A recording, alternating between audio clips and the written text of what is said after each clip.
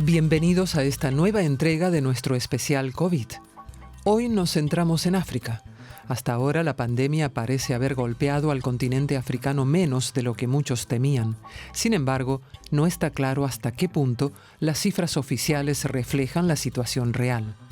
En Sudáfrica, el número de infectados está aumentando rápidamente.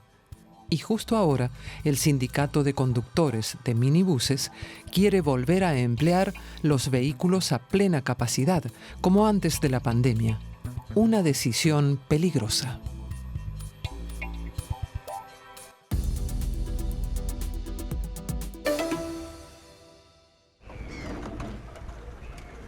En Sudáfrica, el transporte público se compone principalmente de minibuses conocidos aquí como taxis.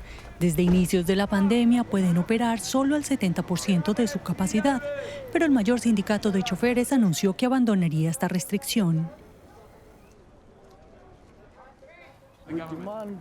Exigimos al gobierno que nos permita operar como antes. Ellos no quieren darnos una ayuda económica. Debemos morir por coronavirus o de hambre. Estamos tratando de ganarnos la vida. Las multas nos están esperando. Todavía tenemos que pagarlas. El gobierno ofreció una compensación única de 250 € por vehículo. Los conductores dicen que no es suficiente. La situación no es fácil para los pasajeros.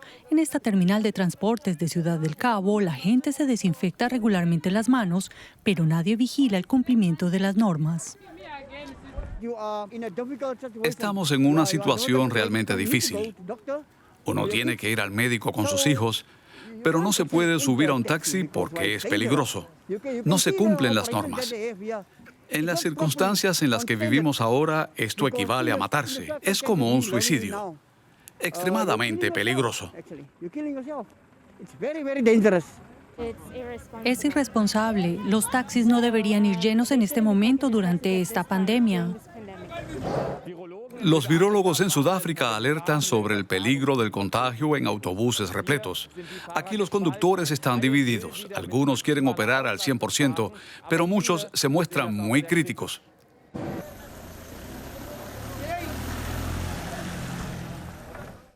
No es responsable ir en contra del gobierno. Yo preferiría llevar a más personas, pero no se sabe quién tiene el virus, y luego uno regresa a casa con su familia. Ciudad del Cabo es el principal foco de la pandemia en Sudáfrica. Los sindicatos van a dialogar con el gobierno en los próximos días, pero si las regulaciones no cambian, los sindicatos advierten que paralizarán el servicio de transporte público. En Camerún, la crisis del coronavirus fomenta la desconfianza entre la población y los médicos. Los hospitales del país centroafricano ya tenían una mala reputación antes de la pandemia.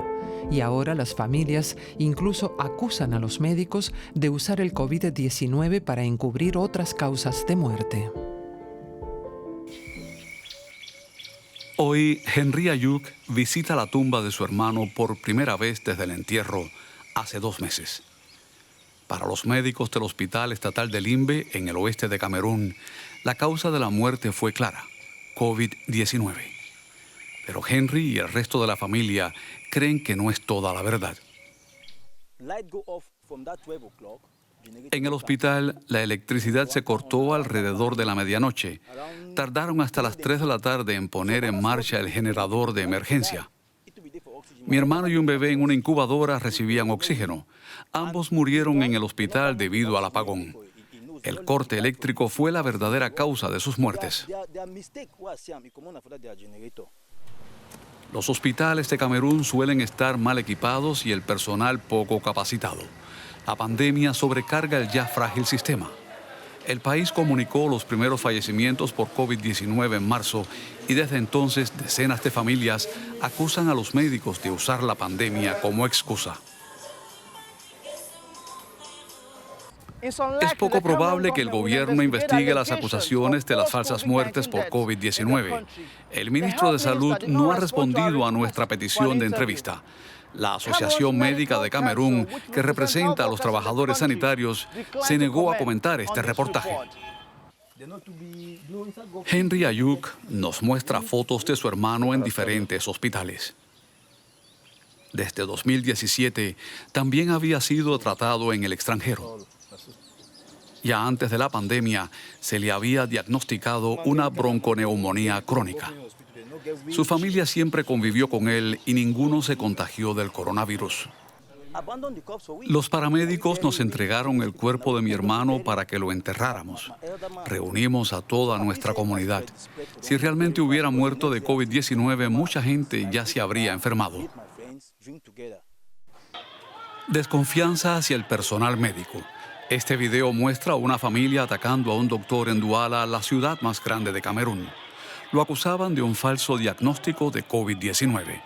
El paciente falleció. Escenas dramáticas que se repiten con frecuencia en todo el país. Christabel Nwashi es médica en una clínica privada de la capital.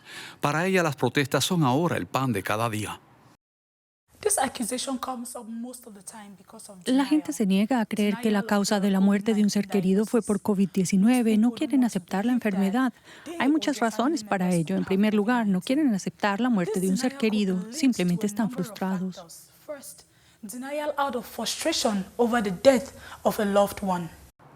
Henry dice que a su familia nunca se le entregó un resultado del test de coronavirus. Exige respuestas, pero puede que nunca las obtenga. Crítica social sobre lienzo. Estas son las imágenes de Michael Soy, probablemente el artista más famoso de Kenia. En sus pinturas, este artista aborda de manera recurrente los temas que son importantes para las personas en el país de África Oriental. Esto incluye corona, por supuesto. Este de aquí tiene que ver con una discusión actual. Una discusión sobre cómo los hombres en Kenia usan la mascarilla. Quiero decir, si se la ponen o no se la ponen. El artista keniano es conocido por sus obras de crítica social y la crisis del coronavirus le brinda mucho material. La policía y sus medidas rigurosas contra quienes ignoran el toque de queda. O las trabajadoras sexuales que no tienen más remedio que seguir ejerciendo. Este de aquí muestra un tema muy recurrente en mi obra. Es la típica escena de un club de striptease. Desde que tenemos el coronavirus, allí también se ven los tapabocas, pero a la gente no le importa. Y eso pese a las restricciones. Kenia cerró las escuelas e impuso una cuarentena general después de conocerse los primeros casos. Pero la cifra de contagios sigue aumentando y el país realiza pocas pruebas. Antes de la pandemia, Soy trataba el tema de la influencia china en África. Una de sus visiones, la Unión Africana, presidida por un chino en 2030.